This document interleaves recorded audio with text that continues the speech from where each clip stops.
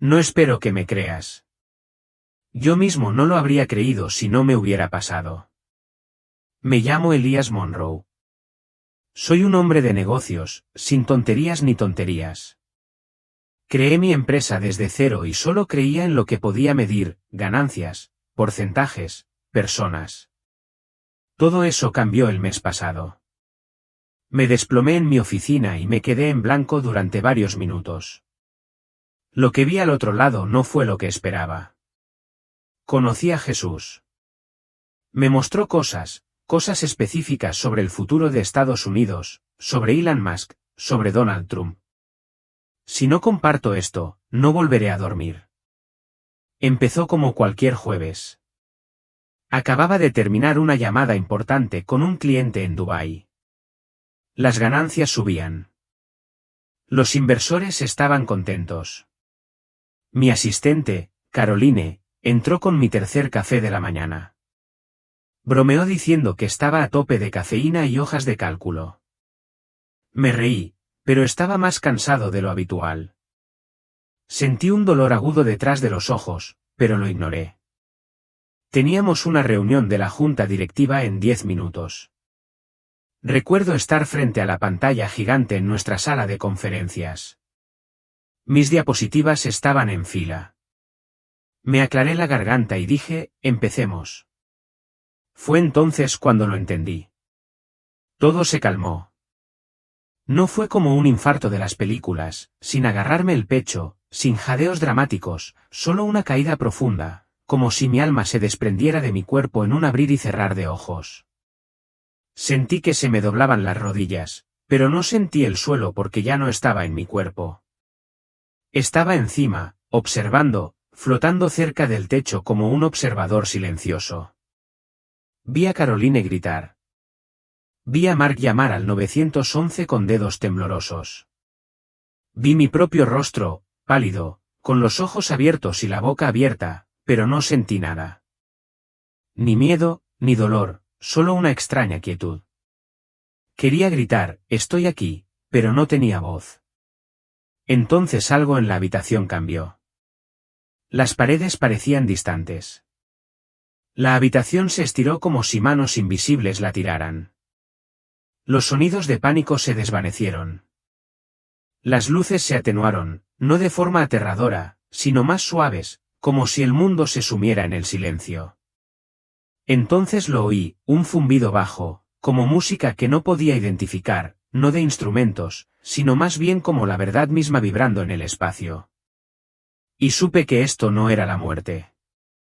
Estaba cruzando al otro lado. Flotaba allí, suspendido sobre el caos. Era surrealista ver mi cuerpo en el suelo, la camisa arrugada, la corbata torcida, el rostro completamente inmóvil. El hombre en el que me había convertido durante décadas, director ejecutivo, padre, planificador, parecía un abrigo olvidado. Nadie podía oírme. Quise agarrarlos, gritarles, sacudirlos para despertarlos, pero no tenía manos ni voz, solo pensamientos. Entonces noté algo aún más extraño, la gente a mi alrededor brillaba tenuemente, como brasas ocultas bajo ceniza. Cada una tenía un tono diferente. Caroline brillaba de un azul pálido. Mi director financiero brillaba de rojo. Pero un hombre en la parte de atrás no brillaba en absoluto, solo gris, como estática, como una pantalla que olvidó cómo reproducir una señal. Intenté acercarme a él, instintivamente, pero en cuanto me concentré, la habitación entera empezó a disolverse, no a desmoronarse, sino a disolverse como la niebla que se derrite bajo la luz del sol. De repente, ya no estaba en la oficina. Estaba en algún lugar fuera del tiempo. Seguía siendo yo, pero despojado de todo título.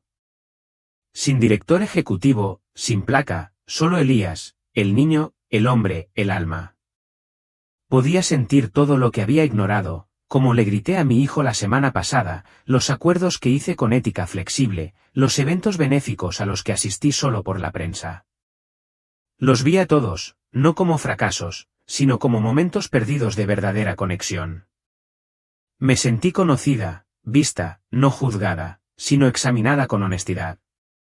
Entonces llegó un viento, no aire, sino una fuerza, como si algo antiguo hubiera entrado en la habitación, y me llamó, Elías. Esa voz, nunca había oído nada igual, ni antes ni después. No sacudió el aire. Me sacudió a mí. En el momento en que esa voz pronunció mi nombre, todo cambió. Ya no flotaba. Estaba de pie, o flotando, o existiendo en un lugar sin paredes, suelos ni techos, solo luz. Una luz infinita, suave y dorada que pulsaba con un ritmo que de alguna manera conocía, pero no podía explicar. El tiempo no existía allí.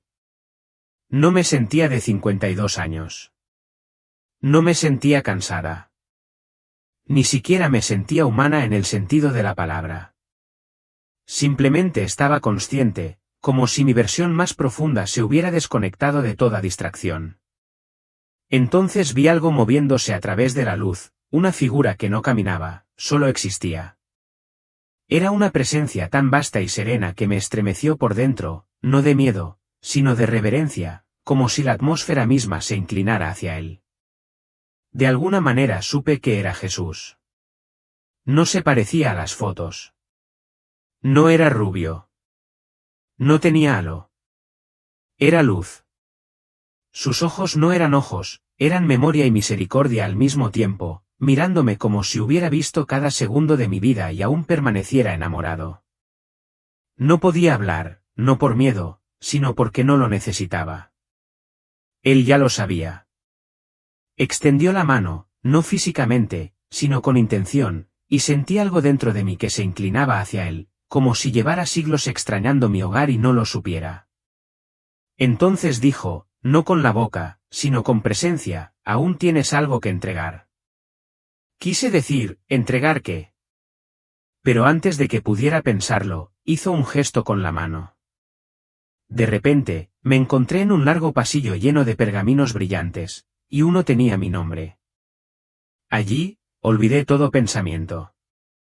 Mi mente, acostumbrada a revisar correos electrónicos, listas de tareas, estrategias, se detuvo porque la presencia de Jesús no solo me tranquilizaba, era verdad absoluta, amor absoluto, claridad absoluta. En su presencia no discutes. ¿Recuerdas? El pergamino que tenía frente a mí empezó a brillar con más intensidad. Flotaba hacia adelante, desenrollándose lentamente como si el tiempo mismo lo leyera. En él, vi palabras que no reconocí, pero que entendí, símbolos futuristas y antiguos, latiendo como latidos. Jesús se movió a mi lado, silencioso, aún inmenso. Esta, dijo, es tu tarea. Sentí una opresión en el pecho, no por miedo, sino por responsabilidad. Yo no me había apuntado para esto, pensé. Él respondió sin que yo dijera nada, lo hiciste antes de nacer. Esa frase me atravesó como una mezcla de fuego y paz. Le pregunté, ¿solo en mi alma? ¿Por qué ahora? Respondió, porque lo que llevas está conectado con un cambio que se avecina. Entonces me mostró algo que jamás olvidaré, un mapa, no de la Tierra, sino de líneas de tiempo, múltiples resultados, caminos separados, vetas de energía brillantes que mostraban futuros que dependían de una sola cosa, si la verdad era dicha por quienes la habían visto. Ya lo has visto, dijo. Debes hablar. Y fue entonces cuando me dijo, te voy a mostrar lo que viene en Estados Unidos. Giró la cara hacia el pasillo, y el pergamino brilló con luz en su interior. Vi a Trump. Vi a Ilan. Y supe que la siguiente visión me conmocionaría profundamente. No caminé. Simplemente llegamos.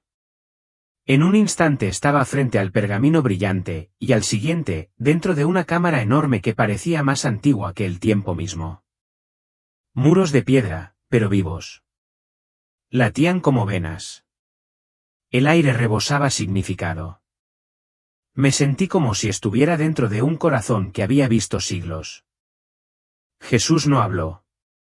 Simplemente señaló con la cabeza a un círculo de hombres y mujeres vestidos de forma diferente, túnicas, armaduras, capas, trajes de negocios. Algunos parecían ancianos, otros parecían salidos del año 2025. Sus ojos se encontraron con los míos, y juro que ya sabían quién era. Uno de ellos habló, ¿lo has visto? Asentí, incapaz de hablar. El peso de esa habitación me impedía hablar. Una mujer vestida de blanco dijo, entonces él ha elegido mostrarte la división. ¿La división? Pregunté. Jesús finalmente habló. El futuro de las naciones no lo deciden los líderes, sino quienes portan la verdad invisible. Miré a mi alrededor. No estaba llena de nombres famosos. No eran presidentes. Eran personas que la historia había olvidado, pero el cielo recordaba, profetas, susurradores de advertencias, portadores de claridad. Me mostraron una pared. Parecía un tapiz de luz, hilos que brillaban, se desvanecían, cambiaban de forma. Cada hilo era un instante. Cada nudo, una consecuencia. No estás aquí para predecir, dijo Jesús. Estás aquí para recordar. Y así, la habitación empezó a plegarse sobre sí misma. Un solo nombre resonó en mi pecho, Trump.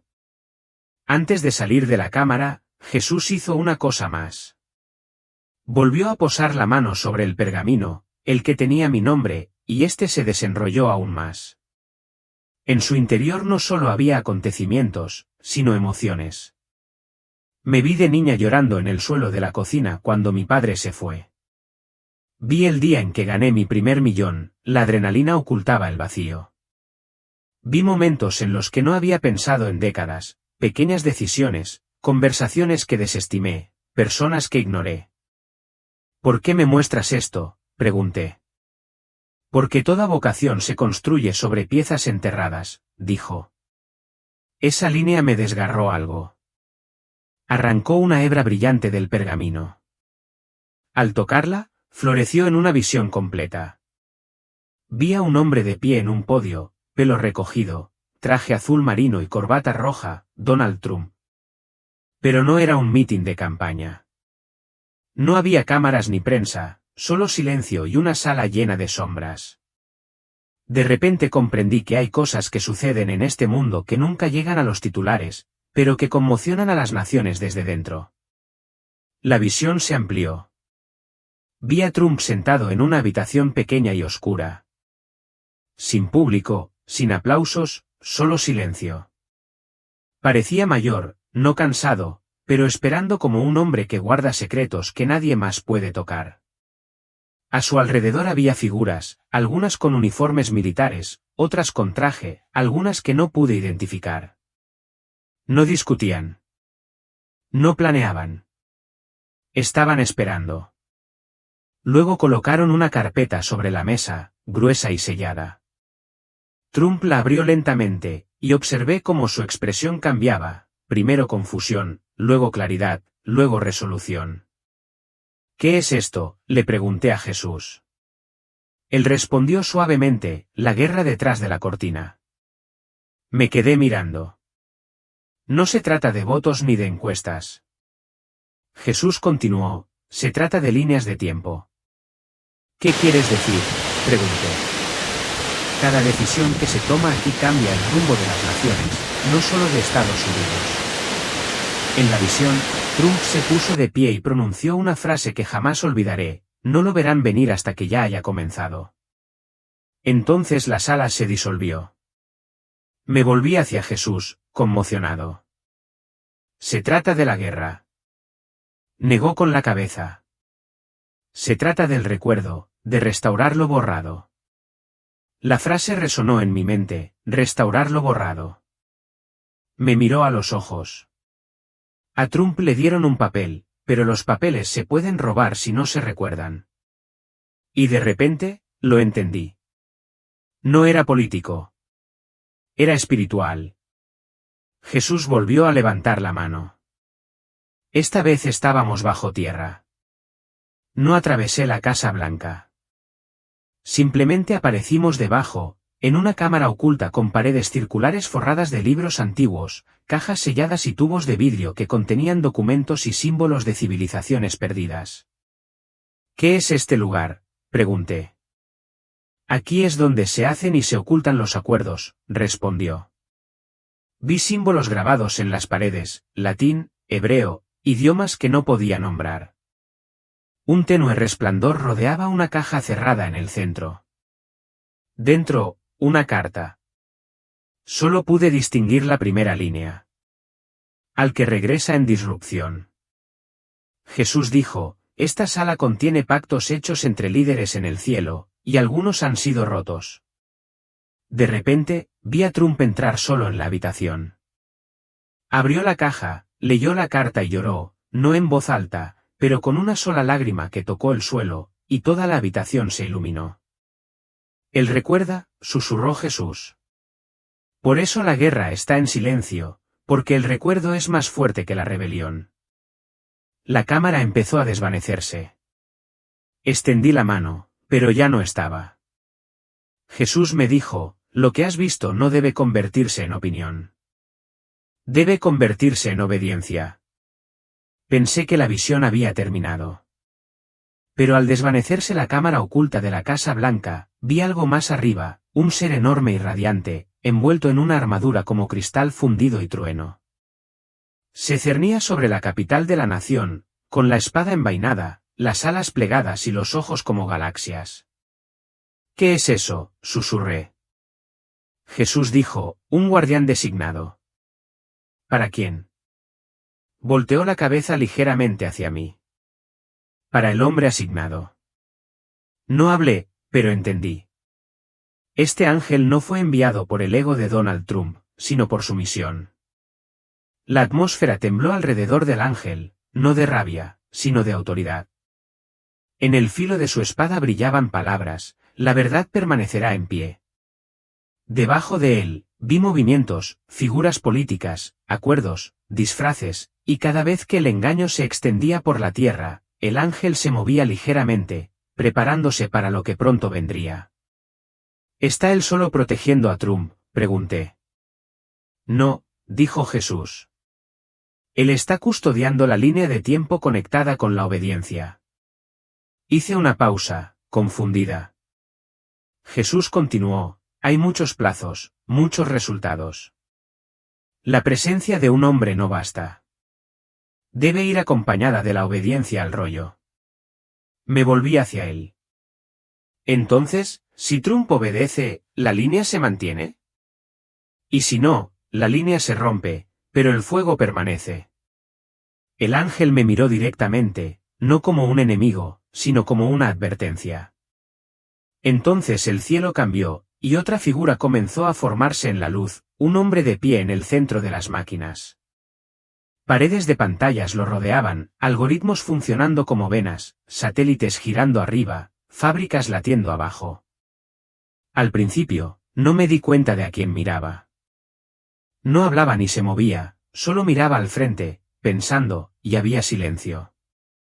Pero en ese silencio, podía sentir la tensión, como si el aire a su alrededor esperara una decisión. Está en una bifurcación, dijo Jesús. ¿Un tenedor?, pregunté. Un momento de gran división donde la influencia se convierte en innovación o invasión. Vi a Ilan mirar algo en su mano, un dispositivo, elegante y silencioso, con un brillo azul. No era un teléfono ni un chip, algo nuevo. ¿Qué es eso?, pregunté. Jesús dijo, no es de ahora. ¿Es de una posibilidad? Subieron a tropezones por un sendero rocoso hacia las montañas, levantando polvo bajo sus pies. Justo cuando se pusieron a salvo, oí un rugido desde arriba. Llovió fuego y azufre, un torrente abrasador que consumió Sodoma en segundos. La ciudad desapareció, reducida a cenizas, su maldad se consumió. Lot y sus hijas temblaban. Con un instante de diferencia, Jesús se volvió hacia mí, con voz firme, con la misma seguridad de antes. Lot fue sacado de Sodoma antes de su destrucción, dijo. Miguel, siempre ha sido así. Mi pueblo no enfrentará el juicio destinado al mundo. Esas palabras calaron hondo, como grabadas en mí. Aún podía ver las llamas, sentir el calor en la cara, pero lo que más me impactó fue el momento oportuno. El tiempo perfecto de Dios. Lot no escapó porque fuera mejor que nadie, tenía defectos, era indeciso. Pero Dios lo salvó de todos modos, sacándolo justo antes de que cayera el fuego. Recordé el éxtasis, las luces que se alzaban antes de que el caos abajo empeorara. Era la misma historia, ¿no? Dios rescatando a los suyos antes de que llegara lo peor. Sentí una mezcla de asombro y urgencia. Jesús no solo me estaba enseñando lecciones de historia, me estaba mostrando su corazón, su ejemplo de misericordia. Pero había una contraparte, una advertencia en esas llamas, lo que venía después. Sentí que estaba a punto de mostrarme algo aún más profundo, algo que lo uniría todo. La escena cambió de nuevo, y el aire mismo se volvió más denso. Vi a Jesús, no la figura radiante que estaba a mi lado, sino a Jesús del pasado, en un jardín oscuro y tranquilo, Getsemaní. Estaba de rodillas, cabizbajo, rezando con tanta intensidad que el sudor le goteaba de la cara como sangre, manchando el suelo. Frente a él había una copa, no un cáliz sofisticado, sino algo sencillo y tosco. No puedo explicar qué emanaba de ella, era como una oleada de terror, un peso aplastante que me estremecía el alma. Lo que contenía esa copa era más que líquido, era puro terror, de esos que pueden quebrar a cualquiera. Jesús alzó la vista, sus ojos se encontraron con los míos a través del tiempo, y su voz me llegó, cargada de dolor.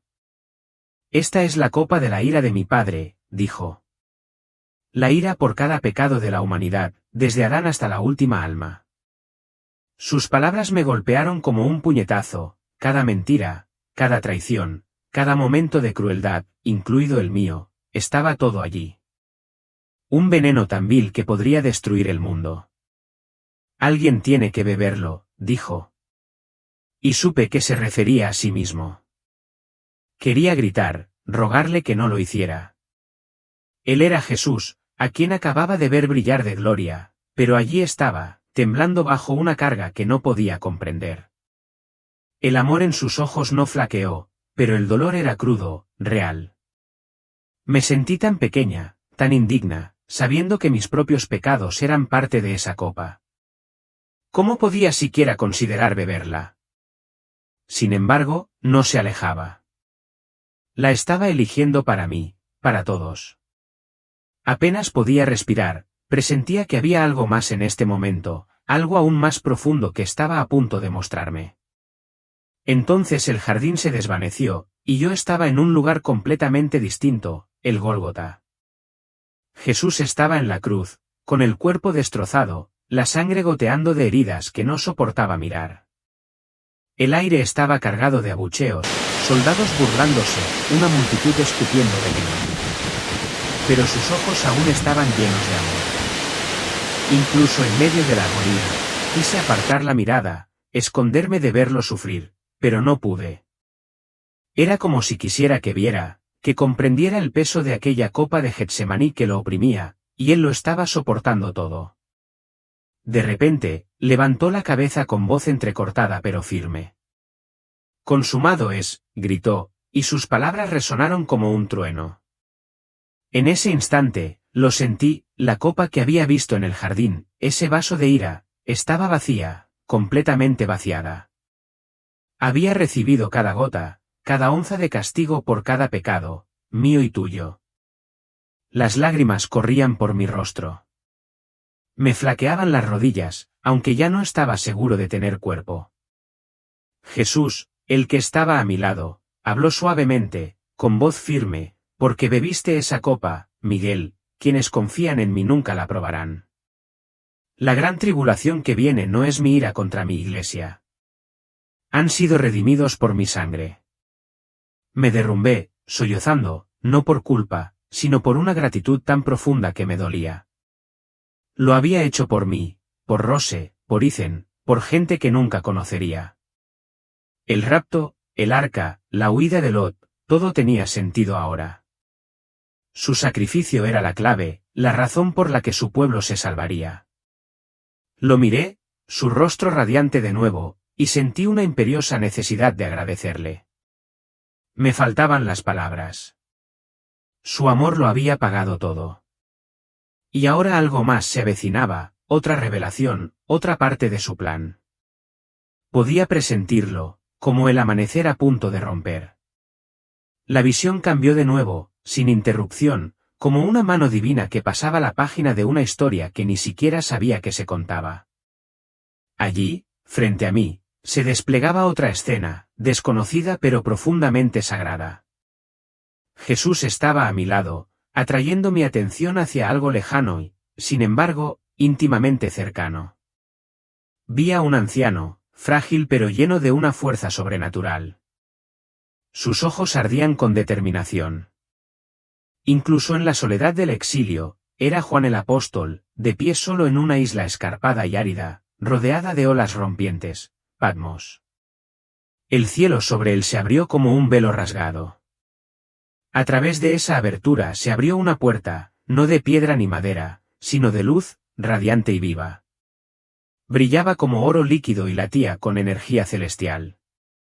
Entonces se oyó la voz imponente, majestuosa, como el sonido de una trompeta capaz de partir los cielos: sube aquí en un instante.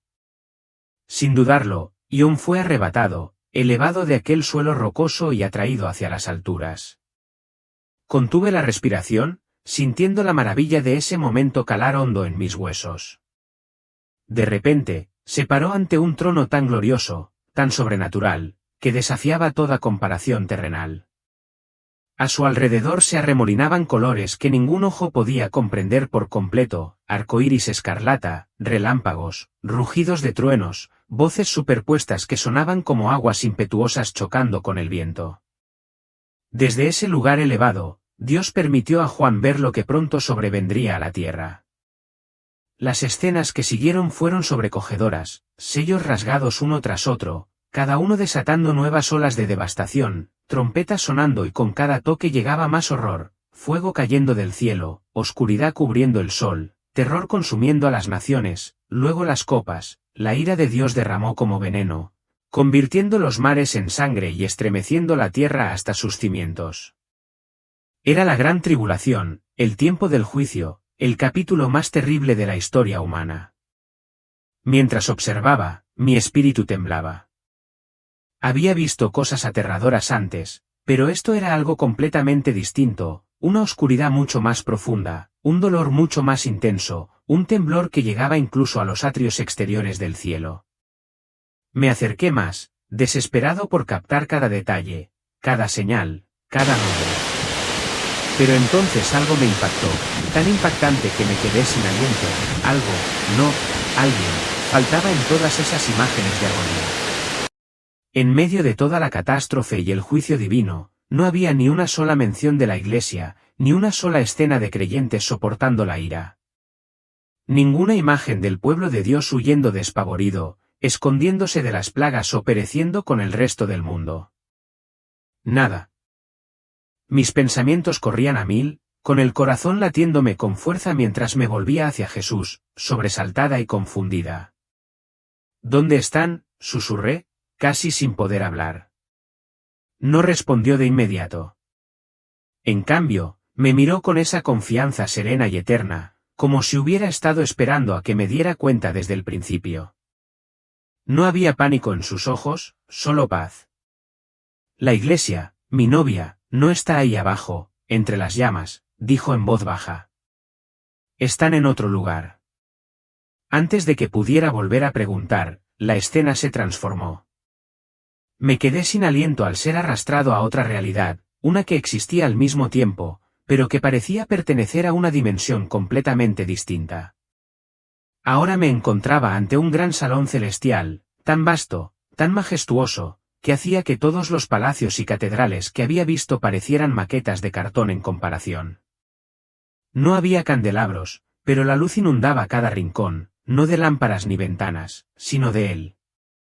Jesús estaba en el centro de todo, revestido de resplandor, de una belleza indescriptible, el novio en toda su gloria. A su alrededor había una multitud incontable, vestida con túnicas tan blancas que no solo reflejaban la luz, sino que la emanaban. Los rostros resplandecían de la alegría que solo podía provenir de ser plenamente conocido y amado. No vengo a tomar partido. Vengo a tomar el control. No quería irme, no después de todo lo que había visto, no después de estar en su presencia, no después de sentir ese amor, esa verdad. Pero Jesús me miró con tanta ternura y me dijo, debes irte. ¿Por qué yo? Pregunté con la voz entrecortada. No eres pastor. No eres profeta. No eres orador. Eres empresario. Él asintió suavemente. Exactamente. Me puso la mano en el pecho y dijo, porque si la gente como tú no habla, quienes necesitan oírlo nunca lo harán. Entonces vi a mi familia, mi esposa todavía paseando por el piso del hospital, mi hijo mirando los monitores, y por un momento sentí todo a la vez, dolor, alegría, urgencia, fuego. ¿Pero qué digo?, susurré. Él respondió, cuéntales todo. Incluso lo de Trump, Elon, la IA, los incendios. Sobre todo eso. ¿No pensarán que estoy loca?, pregunté. Algunos lo harán. Entonces, ¿por qué molestarse? Me miró y dijo algo que hizo que toda la experiencia tuviera sentido. La verdad nunca se trata de ser creída, se trata de ser dicha. Y entonces, como una ola, la luz empezó a desvanecerse. El pergamino se cerró. El cielo se plegó. Y regresé a mi cuerpo, jadeando, llorando, mi hijo gritando, papá. Los médicos dijeron que estuve en estado de inactividad durante 4 minutos, pero en esos 4 minutos vi la eternidad. Y ahora no puedo callarme. No necesito que me creas. Solo necesito que recuerdes lo que te dije, porque el futuro no está escrito en las leyes. Está escrito en ti. Hay algo que no dije al volver, tumbada en la cama del hospital con tubos en los brazos y mi familia llorando por mí. Sentía palabras que me quemaban el pecho, pero no podía pronunciarlas en voz alta. Todavía no. Quizás no hasta ahora. Así que, si estás leyendo esto es para ti, fuiste elegido para vivir ahora. No por casualidad, no como un personaje secundario, no para sobrevivir en piloto automático ni para buscar la comodidad hasta que te desvanezcas. Estás aquí porque este momento de la historia necesita tu voz. Solía pensar que la vida se trataba de acumular bienes, influencia, respeto. Pasé décadas perfeccionando mi perfil, mi negocio, mi imagen pública. Pero cuando me presenté ante Jesús, nada de eso me siguió.